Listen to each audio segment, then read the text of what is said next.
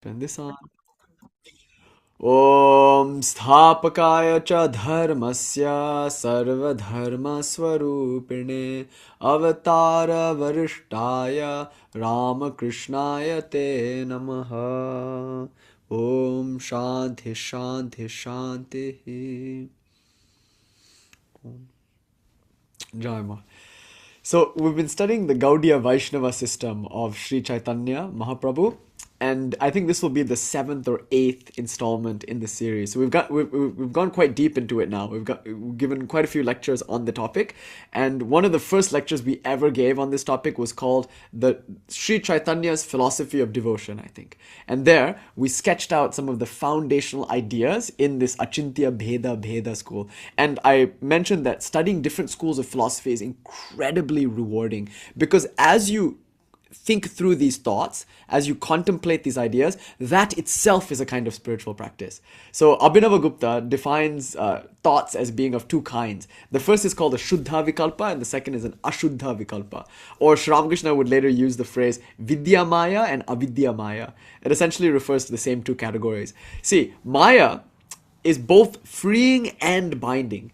Thoughts are both liberating and binding. So there are certainly some spiritual traditions who are against all thoughts categorically. They're like, there's no thoughts whatsoever that can give you liberation. So just stop thinking. Don't intellectually work your way towards liberation. It will never happen. You can't escape the mind through the mind. Therefore, don't use the mind. Just like stare at the wall or something. At most, you'll get some kind of paradoxical statement that's supposed to break your mind, but you're not supposed to use your mind actively and intellectually. So there are many spiritual traditions that discourage that. In the Christian tradition, actually, there's a deep reverence for asking questions. They call this skeptical theism. No, sorry, it's called faith-seeking understanding. Sorry. Skeptical theism refers to the attitude of not being able to explain God's moves. So skeptical theism is actually an answer that you can give to somebody who is seeking answers. So you could say, why is there evil in the world? Your response to this could be, well, who understands the will of God? Who is there who can understand the mind of God? This is called skeptical theism. And you know, it's a pretty good response. And the example that we typically use here is the great chess player. So imagine Magnus Carlsen or something like that, like a really excellent chess player. Now, if we knew something about chess, but we ourselves weren't great chess grandmasters, their moves on the board might seem stupid to us. It might seem indefensible. Like Magnus Carlsen might sacrifice his queen within the first 5 or 10 moves. And you might not understand why he did that. And then later, when he wins the game, like 12 moves later, then you're like, oh, that was brilliant. I never saw that coming. The same thing is then applied to God. She's like this brilliant chess player. And it seems like what she's doing is inscrutable and indefensible and unjustifiable, but that's only because we're judging it from where we're looking. But when we zoom out a little bit and take a whole bird's eye view, if you will, God's eye view, you could say, then you see that everything is perfect and that every move matched up with a greater whole and all made sense. But since I cannot see that big picture, I myself have no access to the whole, my partial vision makes things seem reprehensible. And so I say, why, God, why? And the Christian response there is skeptical theism. Why not? You can't understand it, so don't try. So you see, that's an answer to a question, but the question is worth asking. In fact, if you don't ask that question, if it's just blind faith, then the faith is not very deep. So even in the Christian tradition, they do encourage reasoning. It's called faith-seeking understanding. So the reason why there's that faith disclaimer is because by asking a question, you're not questioning the faith. You've already explicitly and implicitly accepted the faith. Yet you need clarification. You have issues with this or that aspect of the faith, so you're asking questions, and ideally, your guide in the faith should be able to answer them in a satisfactory way that helps you feel more comfortable in the faith. So this is faith-seeking understanding. And you know, there are great masters of the Christian tradition that are profound philosophical thinkers, like Augustine, for instance, one of the greatest philosophical minds of all time. Of course, Aquinas, again, another really profound philosophical thinker. And I like Anselm the most. Of these scholastics, my favorite is Anselm, because he asks some pretty tricky questions. For instance, did God create the devil to err? Because if he did, then God has no right to punish the devil. But if God created the devil, then the devil erred. What caused the devil to err? And if God didn't put that in the design, what did? Like these deep questions about free will and punishment and questions about the devil, you know, and how it works. What did the devil really will anyway? And he calls it the malum, which is, in Latin, that which ought not be willed at the time when it was willed. It's not clear what the devil willed. What the devil actually wanted, the Bible is not clear about. And so in Christian theology, the devil wanted something the devil should not have had. Maybe it's not that the devil should not have had it, it's just that at that time he should not have had it. But he wanted it at that time. So it could have just been a sequencing error, I don't know. But so Aquinas and Selm, these are all Christian thinkers. And they were very philosophically gifted individuals. And they asked very probing and profound and insightful questions. So this is the use of the intellect in order to approach God. And Selm even has a proof for God. And it's a very exciting thing, and it's a very short and very dense, philosophically rigorous proof for God. But all of these demonstrate the willingness to use the intellect for the purposes of contemplating God. And even if God cannot be fully understood by the intellect, there's still a value in marinating your mind in thoughts of God. See, if I must think, may I at least think of God? That's the benefit. So there are traditions that are against questioning, probably because philosophically they feel like the mind and words and language and time-space based concepts like these can never get you to freedom. And there are other traditions that are against questioning because they're worried that it will threaten faith, or maybe because they want to maintain power and they don't really have all the answers, and they're worried that if you start poking around, if you start questioning, the faith will fall apart. But I just want you to know, like, even dualistic, theistic religions that have a bad rep because of their institutional forms, even they are willing to entertain questions, and even they, for the most part, not always, but for the most part, recommend using the mind in some critical and rigorous way in order to perceive something of the mystery of God. If we must think, let us think of God. So in Islam, there's a hadith tradition, for instance, a commentarial tradition of debate. So Islam is very open to debate. And of course, we all know about the Judaic debate tradition. So for instance, at bar mitzvahs, it's important that a person memorize entire sections of the Torah. And it used to be so much more rigorous because back in the day, you were supposed to be able to continue reciting the Torah starting from any place in the Torah. So the rabbi would just open the Torah and like point to a random place, and you should be able to start reciting from there. So it's remarkable, these feats of the intellect. And so religion usually isn't against the intellect. It usually values the intellect because it's another faculty of being human, and all faculties should be deployed in the quest of realizing God. So it's quite clear then that I very much favor those traditions that are intellect positive, because those traditions also tend to be very art positive. They're also in favor of singing and dancing and painting and architecture and all of those wonderful things, human endeavors. Those are all included as part of the religious project. Those religions that tend to reject language, that prefer silence over word, that prefer stillness over movement, those religions that argue that the mind can never understand reality, those religions also they're very powerful, no doubt, they're very minimal, but they're also usually against things like singing and dancing and devotion, against art and architecture. They're very minimalist traditions. That being said, Tantra, in most of its forms, is very maximalist. It loves art and architecture and dance and music, and necessarily it's also very philosophically rigorous. Vedanta is incredibly philosophically rigorous. So I think there's great value in studying these philosophical edifices. In India, we argue that if any religious inspiration comes, it must immediately be backed up by and systematized into some philosophical school of thought. That's why after the Spandakarikas were composed by Bhatta Kalata, his student Somananda composed the Shiva Drishti, which is perhaps the first philosophical tantric work in this Pratyabhigya lineage, based on the somewhat religious and axiomatic claims of the Shiva Sutra and the Spandakarika. So it's very rare that in India, a religious claim is made without then being treated philosophically and established into some reasonable intellectual system. So that being said, these are all great masters who have had great realizations, and close at the heels of these masters and realizations have come these wonderful spiritual edifices, which are of course means to an end. By contemplating these things, we come to glimpse something of reality, and eventually we become immersed in that reality, and we don't need the philosophical construct anymore. But in the beginning, it's quite valuable. So we've been studying this Achintya Bheda system of Caitanya. We looked at some of the basic principles of the system. And most importantly, when we study philosophy, the best way to do it in the Indian system is to do it comparatively. You understand one philosophy best when you understand the other philosophies that it is trying to respond to or move away from or move towards. So the first thing to know about Achintya Bheda is that it responds to Śankara's Advaita Vedanta. That was the dominant philosophy at the time. And so what's going on here is Rāmānuja and Caitanya Mahaprabhu and of course Madhava and all these other philosophers, devotional philosophers, are responding to that dominant worldview, that Shankarite, illusionist, idealist, non-dual Vedanta. That's what's being debated here. So you have to have a firm understanding of that in order to understand how these traditions digress from that and innovate upon that and whatnot. So this morning, I had a plan. I wanted to talk a little bit about Abhinava Gupta's response to Achintya Bheda Bheda or to Vaishnava Tantra. I never got around to it because we spent the whole morning talking about like eclipses and being possessed by planets and whatnot and all manner of things. So as we talked about grahas, the planets are grahas, and we talked about Shukra and Brihaspati and how the former is the guru of the demons and the latter is the guru of the gods. And we talked about how the planets themselves are not necessarily bodies, but are rather influences or energies that one can come to be possessed by. And Rahu and Ketu and their relationship to like Chinnamasta and whatnot. So we had a nice discussion about astrology and how the eclipse can be used as a metaphor for a variety of different teachings. So we talked about that, but I had intended actually to come around to talking about this. I think this will be a good place to do it. Let's talk about what Abhinava Gupta or what some of the Tantrik masters would have to say from the Shaiva world with regards to the claims that are being made in the Vaishnava world.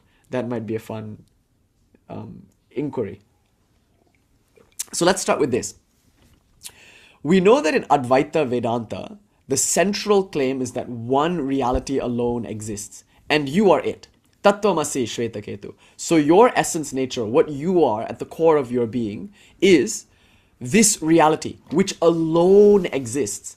And because it exists alone, it is called Advaita, but specifically it's called Kevala Advaita. So the philosophy of Sri Śankara is known as Advaita only, the doctrine of non-duality only. In fact, the word Dvaita means dual or duality. And so Advaita is a plus Dvaita means not to. Because we all start with the fundamental sense of duality. So the philosophy acknowledges where we're at right now. It says, okay, in this moment, it probably seems like there are many souls. And importantly, it feels like there's a world. And it feels like the world and the other souls are different from you. And you're over here, this particular body, this particular mind, and you are a unique instantiation in a world of like individuals and inert objects and whatnot. And then you might start reasoning, where did all of this come from? And you might think, well, this world is clearly an effect, and any effect therefore must have a cause. Because I see an effect, I can intuit the presence of a cause. So what was the cause of this world? And then you can reason from there and arrive at the conclusion that God exists. God must exist, at least in this strict sense, as the primal mover. Primum mobile, as Aristotle would call him, like the first cause. Because if there wasn't this first cause, you have a few problems. You have an infinite regress. Every cause would have some cause behind it, and some cause behind that, and some cause behind that, and some cause behind that, and on and on and on and on it goes until it vanishes into some infinite regress point, which means there would be no effect. If there's no ultimate cause, there's no ultimate effect, except there is an effect.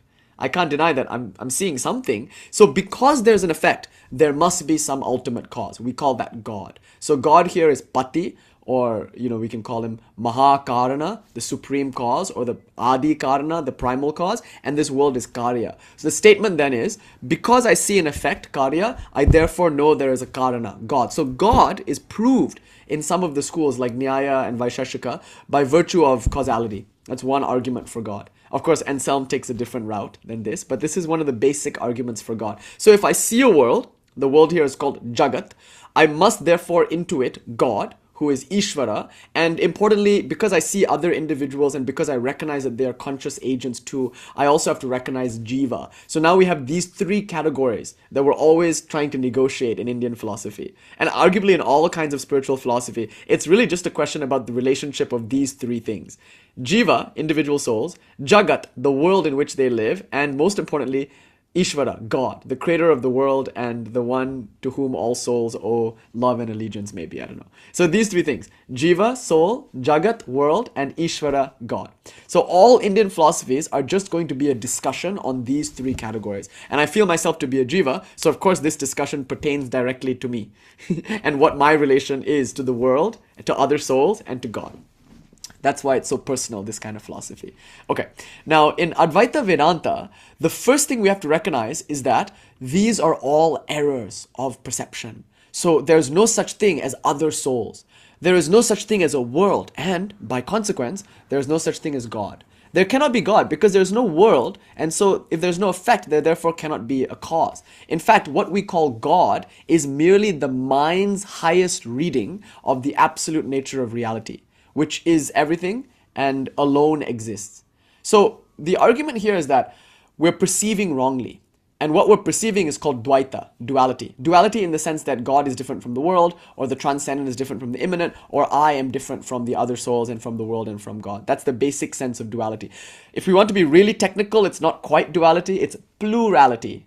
Right? It's many things. There are many jivas, there's a world, there's God, and maybe there are gods. So it's a plurality. It's not necessarily duality, but duality is the word that we use for it. It's the basic sense that I am different from that which is around me. So this is called Dvaita. So Advaita rejects that first. It says, this experience that you're having now is not necessarily the real. After all, aren't there many other instances in which you have misperceived? For instance, you might see a shimmering in the distance and mistake it to be an oasis. Only later you find out that it's just a mirage. Just like that. Or you put a stick in the water and it appears to be broken in two places, or it appears to be bent, but in truth, it's straight. The stick isn't actually bent, and yet it appears bent. No? So Śankara, the great philosopher, the master of this tradition, will use these examples of pratibhasika or of adhyasa, to use a more technically appropriate phrase, to show that the mind is capable of seeing something for other than what it is. And his famous example, his main example, we all know it, is the rope and the snake. There is a rope, but I misperceive the rope and instead I see a snake. It's possible for me to see a crack in the ground. It's possible for me to see a snake, a sarpa. It's also possible for me to see a mala, a garland. There is no garland, there is no snake, and there's no crack in the ground. There is only a rope. But these are all wrong readings of a real thing. Now the Buddhist will say, there is no real thing. This world is an error. It's a misperception, but it's not a misperception of anything. There is no thing. The world is inherently void. To this, Śankara would say, how can there be an error without reality? An error already presupposes ground, he'll say. There must be a real rope for it to be mistaken for a snake. You see, how can I make the mistake that there's a snake there if there isn't something which the snake is referencing? Can I really see a ghost at night if there isn't some pole? And of course, the Buddhists might come back and say, lots of people see ghosts in the night even when there isn't a pole. But that's only because I saw a horror movie yesterday or something. You know, like that's an important point. The rope snake. That's so cute. Thiranata's cute rope snake. So yeah, this is the state of in-between. When you know it's a rope and you still treat it as if it's a snake. You know it's Brahman and yet you still desire it and fear it. Which, if we're going to be honest, is the state that many Advaitins find themselves in. They're intellectually convinced that what's there is a rope, yet emotionally they still feel snake. Rāmakrishna would joke about this. He would say, you wake up from a dream in which you were being chased by a tiger, but your palms are still sweaty and your heart is still thumping. Is that funny? You know it was a dream and yet you're still having a physiological response to it. Trauma response, you could say. So even though I know it's a rope, I might still fear it because of the impression that I had of the snake, you see. So this example is important. It's a very powerful example because it describes how a real thing can come to be perceived for something other than what it is. Now, a lot of people accuse the Śankarites of being secret dualist because haven't they established this category of the real and in contrast to it another category of the unreal? So now they have two things, the real and the unreal. But that's not what they're saying. It's not that there is a real rope and a really unreal snake. There is only ever a real rope. So when I see a snake, I'm not seeing a second thing. I'm seeing the one thing in a different way. You see, so the beauty of Mityavada, meaning the doctrine of illusion, is it's not positing a second unreal entity. How can I see it if it's unreal? No, perception of the unreal is misperception of the real. That's what it is. I'm actually at any given moment perceiving the real, I'm only misperceiving it. So Jiva, individual souls, Jagat, world, and Ishvara, the God of the world, these are all misreadings of a real thing. And the real thing is called Brahman. Kevala Advaita, non-duality only. Brahman alone exists, and this entire universe of beings and gods and God is but a misperception. It's a superimposition, like a snake falsely seen in a real rope. Rajvam nasti bhujanga. There's no real snake in the rope. Yet trasa kurute, it causes fear. Mrityor paryantam, and ultimately leads to death.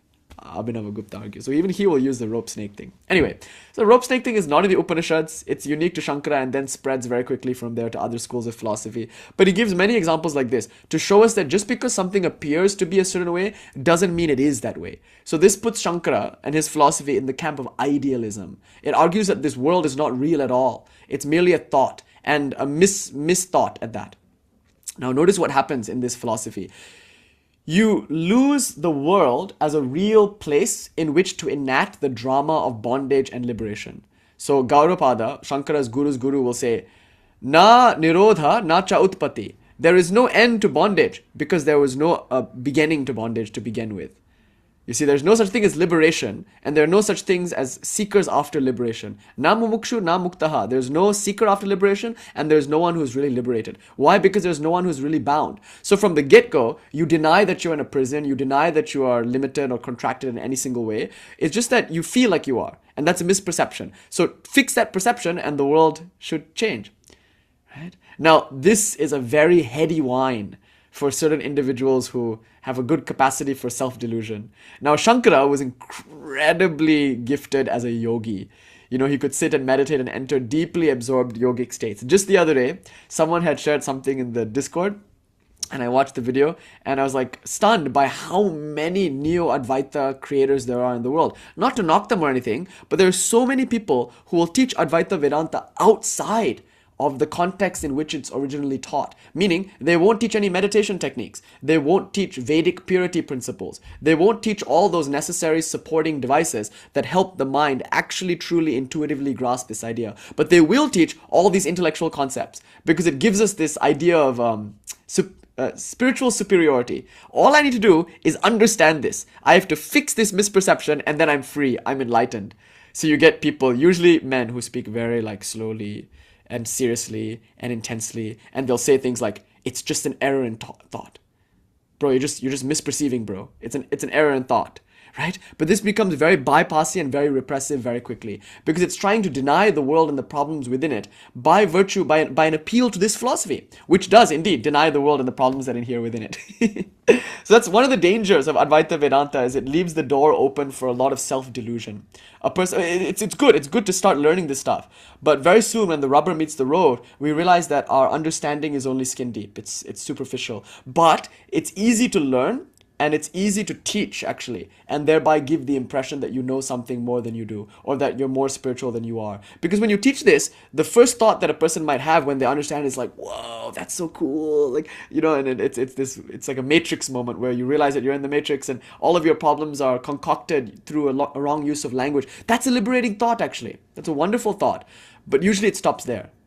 And that's the danger. So I think the masters that came after Śankara, Rāmānuja and Caitanya and others, they were keenly aware of this kind of drawback in Advaita Vedanta. It leads to a lot of intellectual posturing without actually a lot of follow-through. That wasn't the case for Śankara and his followers. They were great meditators and they were very pure and they were monks and whatnot. And so they had certain supports that helped them stabilize the mind in the teaching. But for most of us, the teaching, it might sound good, but it might not really hit. That's one drawback. So it doesn't really do us very much justice. It's not very spiritually nourishing usually to reject the world and all the problems in it. The world has a kind of realism to it, and no amount of idealistic philosophy that we profess will ever really remove the smell of realism that we find in the world.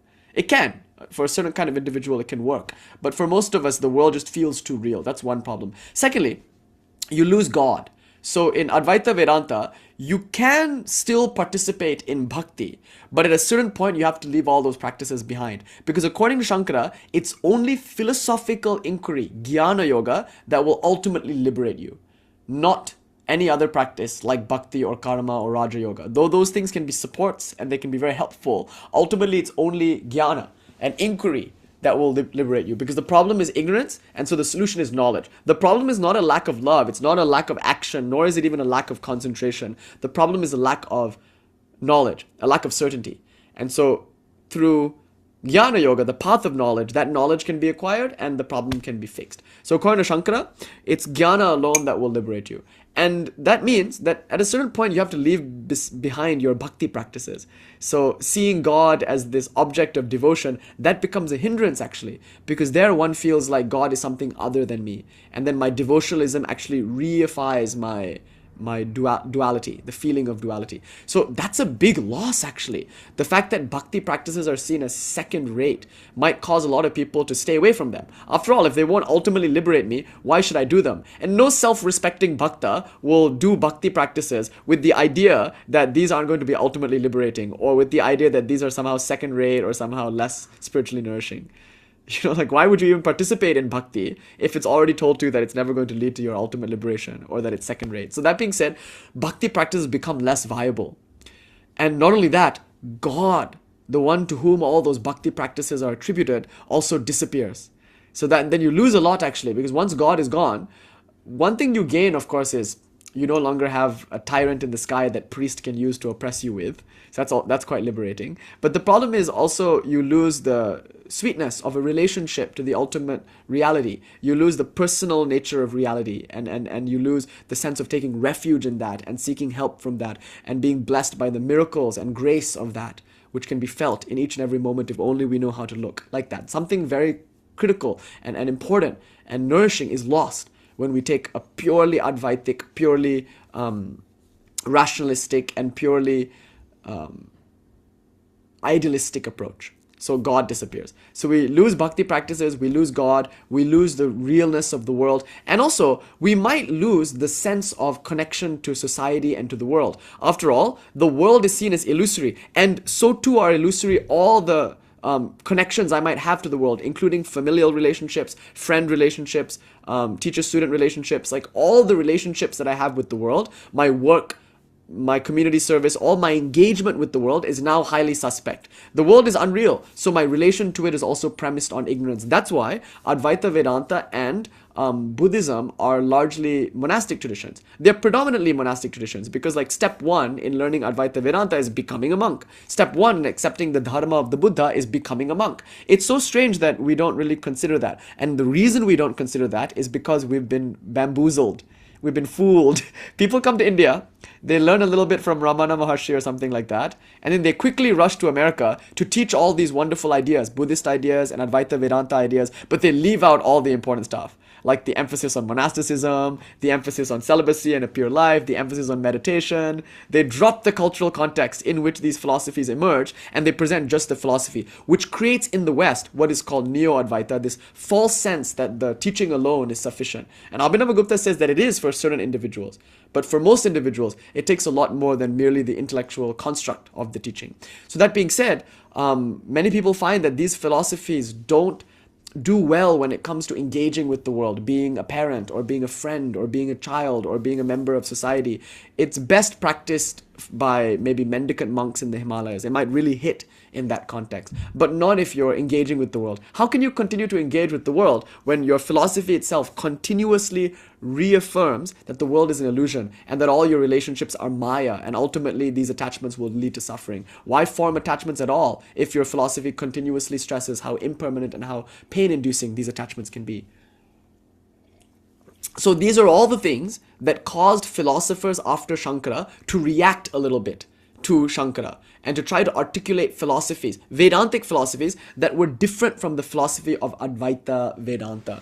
So when Swami Tapasyanandaji writes his book, The Bhakti Schools of Vedanta, he begins his analysis of the various Bhakti schools by first starting with the drawbacks of Advaita Vedanta, which you need to have in mind because many of these schools are actually responding to Advaita Vedanta and trying to solve for some of those drawbacks, you see. So the first school that emerges, arguably, first serious school that emerges in response to Śankara is Rāmānuja. And Rāmānuja is also an Advaitin. He also teaches non-duality, just like Caitanya. So this is another important point. Like, often we feel like Advaita Vedanta has a monopoly on Advaita, on non-duality. But there are actually many different flavors of Advaita. Within the Vaishnava world, you have Achintya Bheda of Sri Caitanya, you have Sri Rāmānuja's Vishisht Advaita, and also you have Vallabhacharya Shuddha Advaita. And then in the Shaiva world, you have Nandikeshwara Shaivism, you have what we tend to study, the Pratyabhigya school, and we have Shakta Advaita, and various forms of Shaiva non-duality. So there are many different flavors, if you will, rasas of non-duality outside of just Advaita Vedanta. But usually when we think of Advaita, we have almost always in mind Shankara's Advaita Vedanta, which is great, which is awesome, but it's one of many flavors of Advaita. Anyway, Rāmānuja is himself an Advaitin, but he argues that it's not just Advaita, it's not Kevala Advaita. Rāmānuja's Advaita is a little softer. He's saying there's only one reality, but that reality has internal variations. And those variations matter. They're real. So for instance, in the one reality that is God, there is actually very really something called the world. That's part of God. Part of God's existence is the world, if you will. And in that world exist souls who are each and every one of them also parts of God. So now the idea is that you have parts relating to a whole. And so a better metaphor here would be the forest and the trees. The forest is the one, but the one is made up of component parts, namely each individual tree. And the trees are different from one another, and yet all together, taken together, they constitute the forest. Another example is an individual tree. The tree is one, yet the branches are different from the flowers, and the flowers are different from the leaves, and the leaves are different from the trunk, like that. So you have individual variations within the one entity. Whereas in Shankara's view, the better metaphor would be like the sky. If you put 5 pots, and in this room, maybe like about 30 of us, if you put 30 pots in this room, then it seems like there are 30 pieces of air, but there aren't actually. The air is partless, it's indivisible, it's akanda mandala akaram. It only appears to be divided by these various pots. But in truth, there is no space in the pot. There is only pot in space. And that's the beautiful teaching of Advaita Vedanta, that you can't really separate space. Space is indivisible. So you can't speak sensibly of parts in a whole. What would that even look like? How could there be parts in the sky? The sky is just the sky. Similarly, there's no parts in consciousness. It's just one reality, and it's called Brahman. But in Rāmānuja, that Brahman has parts, importantly. And one part of Brahman is the world, and another part of Brahman is all the souls in the universe. And they're all real. The world is real, and the souls are real. So you can see, right, how Rāmānuja is directly refuting Śankara, because Śankara rejected souls as real, he rejected the world as real, and yet Rāmānuja is emphasizing the realness of the world and the realness of souls, which is very interesting. But he doesn't want to get rid of Advaita. He argues that, yes, Brahman is one, just like Śankara said, but the world is not an appearance in Brahman. The world is an actual part of Brahman, and people are actually parts of Brahman, like that. That's one thing. But the next thing is about the nature of Brahman itself. Now, Śankara argues that Brahman is prakasha only, and more importantly, Brahman is nirguna nirvishesha, meaning impersonal, without any attributes, without any characteristics. It's reality as a principle, not as a person. And that reality necessarily is being in and of itself. It's not a being. And it's formless. It's actually beyond form and formlessness. It's apophatic in nature. So I think this is a good word for the view of Śankara. Apophatic. Buddhist, Śankarites, and to some extent, Jewish thinkers also, they're apophatic in that they posit that God is that which you cannot say anything about. God is just beyond any thought, any words, beyond any quality, like that. So Brahman has no quality. And it's best savored in nirvikalpa samadhi. So there's a particular spiritual state in which you become one with this formless, qualityless, attributeless reality. The void, if you will. That's called nirguna Brahman. Now what Śankara says is that until you realize this, nirguna Brahman, you haven't at all realized the truth. Everything else is error. It's not entirely wrong because you are experiencing it, but it is absolutely wrong.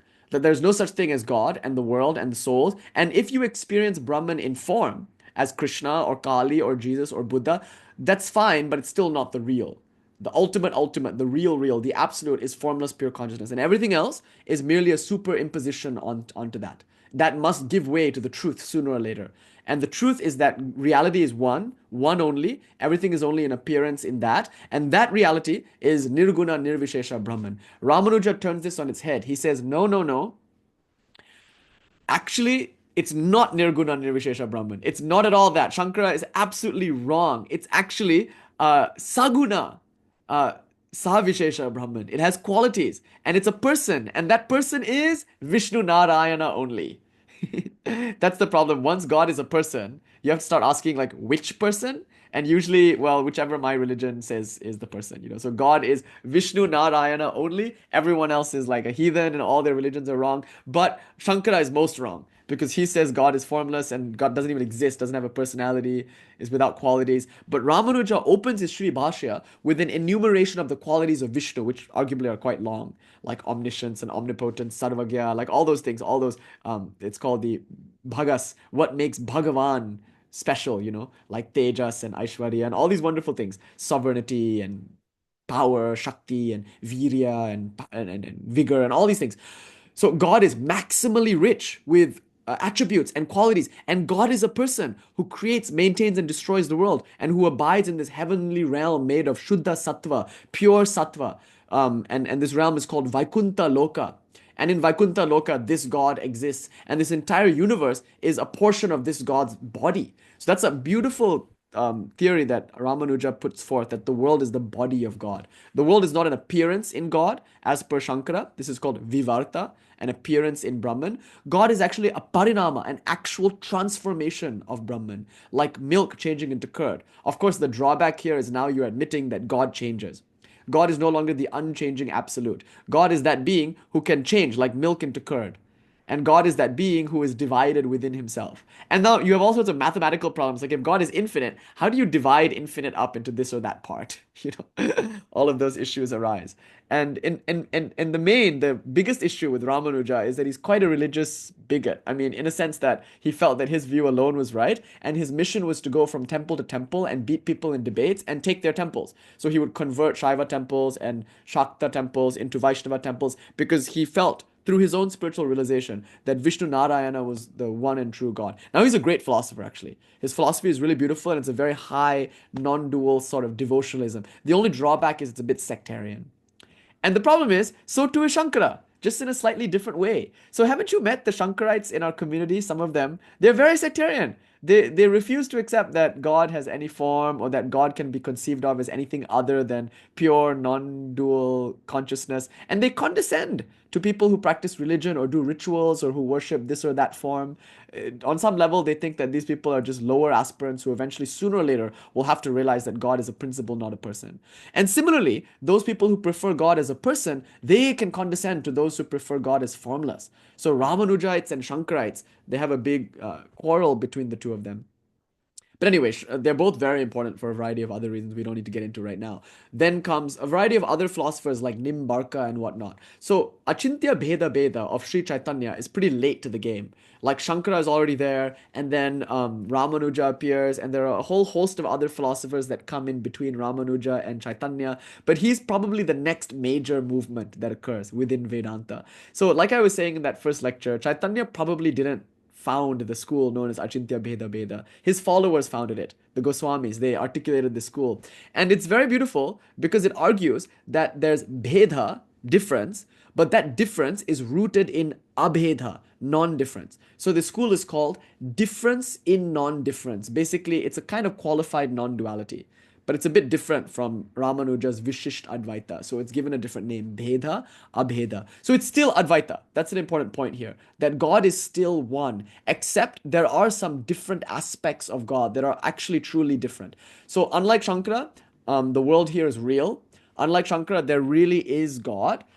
And oh, I guess I should put on a little light. And unlike Shankara, bhakti is seen as a very important practice. I should also mention that Rāmanuja felt that bhakti was the ultimate practice. So Shankara said bhakti is preparatory practice for jnana, whereas the highest practice, most importantly, is jnana. Rāmanuja flipped that script and he said, no, no, no, bhakti is the highest practice, but jnana can prepare you for bhakti. So you see, it's like pretty much the opposite. Everything Shankara said, Rāmanuja pretty much said the opposite.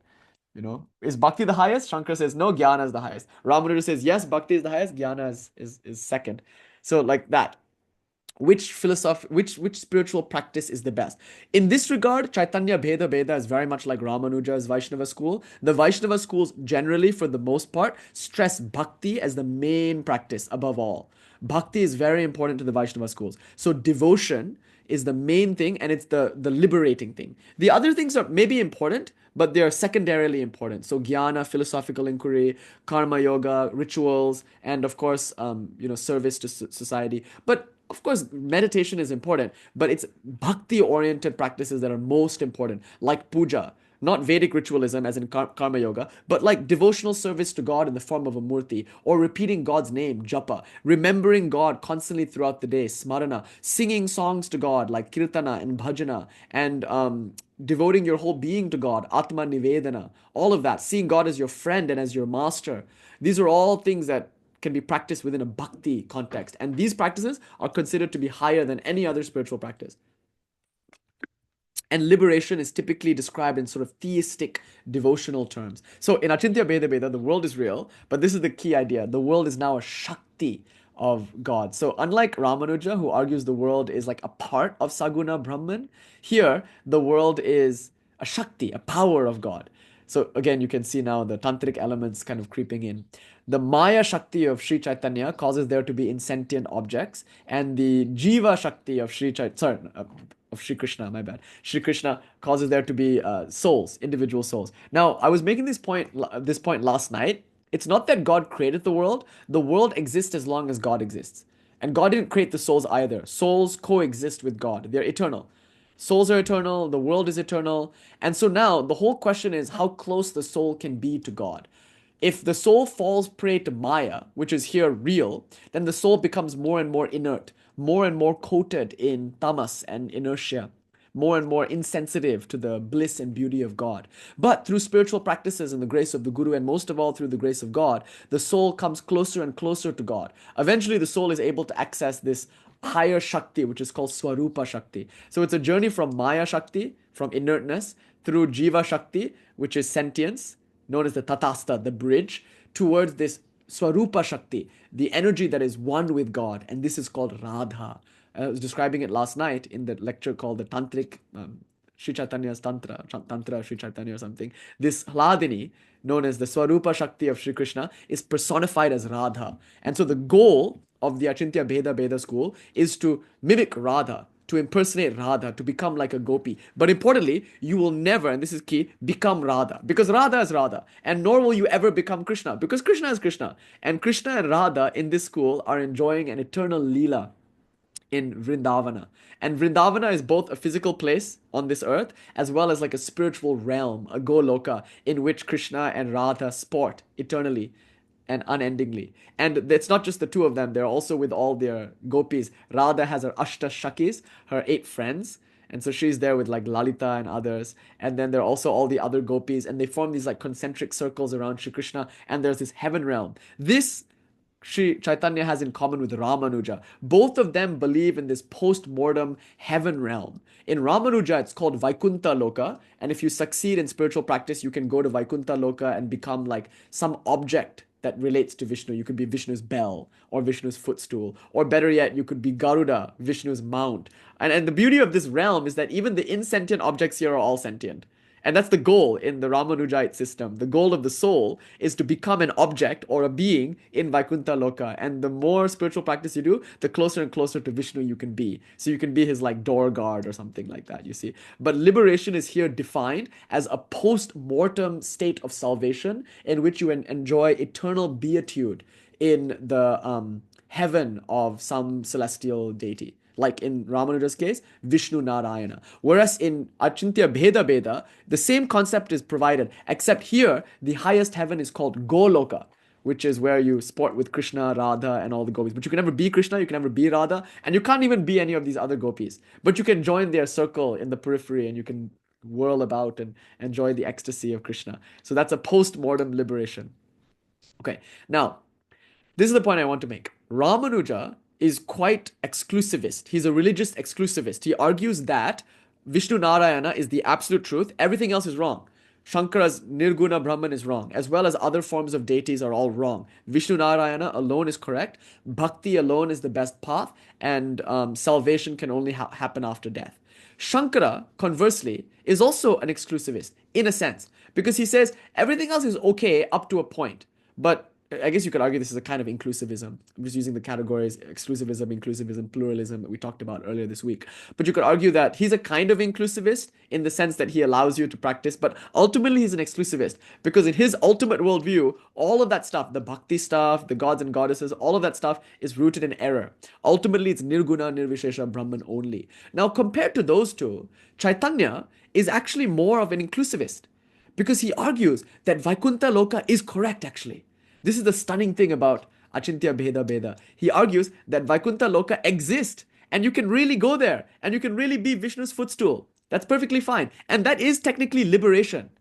According to Rāmānuja, that's the highest liberation. But according to Caitanya, it's a lower form of liberation. It's still liberation, but it's not the best. The best liberation is enjoying the bliss of Sri Krishna in Goloka. So if you end up in Vaikuntha Loka as like Vishnu's footstool, wah, wah, you didn't get the best outcome you could have gotten. It's not bad. There's much worse things you could be. It's still a realm of eternal beatitude, but it's not quite as fun as being in Goloka with Krishna and the gopis. Why? Because in Vaikuntha Loka, God's majesty makes it so you can't be intimate with him. God is a king, and you can't really get in on like a deep, loving relationship with God. It's just a relationship of awe and reverence. You can enjoy God's like magnanimity and beauty and splendor, but you can't really be God's, and God can never really be yours. However, in this Goloka, you get something called mamata. Mamata means minus. God becomes yours, and you enjoy a kind of intimacy with God that discards all of God's power. It's like God doesn't even feel like God at that point, and yet is God all the same. So you have a deeper relationship with God than you could have had in Vaikuntha Loka. So according to Caitanya, there's nothing wrong with Rāmānuja's worldview. It's just not as good as the Goloka view. So this is religious inclusivism. Other views are correct, but they're not as correct, or they're not as absolute, or not as fun as ours. You see, so Caitanya is a religious inclusivist. Now, what about Nirguna Nirvishesha Brahman? Caitanya admits to that too. This is another thing I like about Achintya Bheda Bheda. They don't reject the Nirguna aspect of Brahman. They accept it, but they call it Tanubha, an external and peripheral glory of Sri Krishna. So Sri Krishna is also formless, impersonal, but that's like way over there. And it's really not that nice. And the argument here is interesting. Which do you prefer? To know something indeterminately, vaguely, impersonally, or to know something in a determined, definite, formal way? You would argue that in the latter, you have real knowledge. In the former, you have vague, partial knowledge. Just like that, to know God as impersonal, formless, absolute, is to have an indeterminate knowledge of her.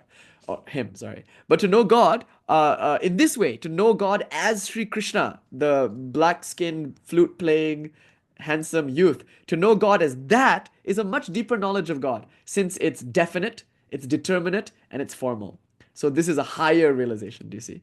So I want to make this point. Caitanya is a religious inclusivist to some extent because he does say that Vaikuntha Loka is fine, that the other realms are also fine. There is indeed a realm for the Gyanis and for the Yogis. The Yogis attain a higher realm than the Gyani, for instance, but the Bhakta attains the highest realm. So that's a really important point, that Caitanya does make room for some of these other schools. And I think Caitanya might actually be a little bit more inclusive than, or maybe even pluralistic than his followers give him credit for. For instance, in the Shiksha Ashtakam, he says, no rites are set. No times are set. No rites are needed for the chanting of thy name. Various are thy names, O Lord, and in each and every name thy power resides. No times are set. No rites are needed. So vast is thy mercy. That sounds a bit like he's saying, it's not just Krishna. It's also Kali and it's also Shiva. Like whatever you choose to call God, it's your love and devotion for God that matters most. So both Nārada and Caitanya might be teaching bhakti. They might not necessarily be teaching bhakti to Krishna. However, Caitanya in particular identified a lot with Radha, and his love was poured out almost, I think, exclusively to Sri Krishna. And as such, the school of bhakti that he founded is a Vaishnava school of bhakti that sees Sri Krishna and more importantly, Sri Radharani as the absolute nature of reality. Okay, so where does Abhinava Gupta fit in all of this? So this is a very interesting question to ask, actually, because he does respond to Vaishnava Tantra. Now, obviously, he doesn't respond to Achintya Bheda Bheda directly. Why not? Well, because that happened much later, much after Abhinava Gupta. He never got a chance to hear about Caitanya or study Chaitanya's philosophy. And if Chaitanya was around in his time, you could bet he would have studied it. Because he loved learning everything. He learned from Vaishnava teachers, he learned from Buddhist teachers. So the thing about Abhinava Gupta is he had this voracious appetite for learning, and he went to get knowledge wherever he could get it, from Buddhist and from Jains and from Vaishnavas and from dualist Shaivas and non-dual Shaivas and Kaula Shaivas and left hand and right hand. And he loved grammar and he loved literature. And Abhinava just learned everything that he could get his hands on at that time. So he would have loved to learn Achintya Bheda, except it wasn't available because that wouldn't show up until the 15th century. And as we know, Abhinava Gupta lived in the late 10th century and the opening of the 11th century. So that being said, he never had a chance to respond to Achintya Bheda and the Vaishnava inclusivism that would arise at that time. But he was responding to a lot of the Vaishnava Tantra that was available in his time. Now, Abhinava Gupta studied very broadly, but he too was a religious inclusivist. So he argued, it doesn't matter what you call God, but the ultimate nature of reality is Advaita, non-duality. However, Dvaita is also correct, and Dvaita or Bheda is correct. So his view is very interesting because he called it Param Advaya. It's a non-duality that includes duality as valid, qualified non-duality as valid, and even non-duality ultimately as valid. That's an important point. But he did have this idea that certain revelations of God were hierarchically deeper, more essential, more esoteric than others. So for instance, he has this hierarchy where like the Vedas are at the very bottom. In that sense, they are foundational. Then come like ascetic forms of Shaivism, like Pashupata Shaivism. Then comes the Shaiva Siddhanta. Then comes like Tantrik, more Kaula forms of Tantra. Like so the Kaula, the Trika, the Vama, these are all traditions that he hierarchically stacks on top of one another. And he argues that the Trika is the highest of them all. So he's a religious inclusivist in that he says the Trika and the tradition of the Malini Vijayotaro Tantra is the most essential and most absolute and most complete vision of reality. And the reason it's so complete is because it can incorporate other schools of philosophy. So I was talking about it in the Tantra Sara class some time ago, that one of his definitions for a school of philosophy being higher than another is how capacious it is. The more capacious something is, the more inclusive it is, the more absolute it is. Therefore, the higher it must be. So by virtue of that, Śankara's Advaita Vedanta doesn't meet the benchmark because it excludes the world. It doesn't include the reality of the world and souls and God. It excludes, it deletes. And it argues that our view is only correct. It argues that Rāmānuja, for instance, is not the most capacious because it's just Vishnu Narayana. So basically, what Abhinava Gupta is telling us is that his view, the Malini Vijayotaro Tantra and the Trika and whatnot, is the most inclusive of all the various schools. By virtue of that, it is hierarchically the best. And so the realization you can have through this school is the best because it's the fullest realization, which includes all the other realizations too. Now, I think Rāmakrishna Paramahansa will give the best version of this. It was there. It was kind of percolating, I think, in Abhinava Gupta. And his critique of some of the Vaishnava schools at his time was that they weren't capacious enough. They felt like their view was the only view. I think he would have liked to meet Caitanya because Chaitanya's view is a bit more capacious. But even then, if he met anybody from ISKCON today, he would say, see how sectarian they are. They all argue that Krishna is the only God and the one and true God, and we should all love Krishna. We should all be converted to Vaishnavism or something. That's a problem. Their view is not as capacious as it can be. That was his critique. So Ramakrishna, when he met Vaishnavas in his day, he would say, your attitude is very good, but never for once think that your way is alone correct. Don't ever think that bhakti is the highest. Jnana, karma, yoga, these are as good actually. And they're all equally good they can all equally take you to God. It's not that one is higher or one is lower. One might be more applicable to this day and age. Maybe bhakti might be better for the Kali Yuga for most people, but that doesn't mean jnana won't work in and of itself for certain individuals. So Ramakrishna argued that all the yogas, and we see this in Vivekananda especially, all the yogas, all the paths to God are all equally good, depending on your predisposition. And God is infinitely rich and so can be conceived as both formless and with form. So in Abhinava Gupta, you get this idea that God is formless, impersonal, like Śankara said. But God is not only that. God is also Saguna Brahman, with form and with person. So all the views of God can be capaciously included in the Trika. So now, the metric that we use to judge a philosophy, according to Abhinava Gupta, is how capacious is it? How inclusive of reality is it? By that metric, Ramakrishna's view is the best. Because Ramakrishna's take on all of this is that all religions are equally valid. All the yogas are equally valid. By the way, Abhinava Gupta himself even argued that all the yogas are equally valid. He argued that all the upayas are different ways of realizing God, and it's not that Anava Upaya is lower than Shambhava Upaya, or that Shambhava Upaya is higher than Shakta Upaya. All the upayas can give you direct realization. And more importantly, that realization is of the form recognition. So it's recognizing what you already are, what innately is already true of you. You see, so Abhinava Gupta is arguably, he's more of an inclusivist than Chaitanya, because he puts the formless, impersonal, and the form on equal footing, whereas Chaitanya puts the form higher than the formless. But also, I'll close with this. Abhinava Gupta, he had this critique about Raga Tattva.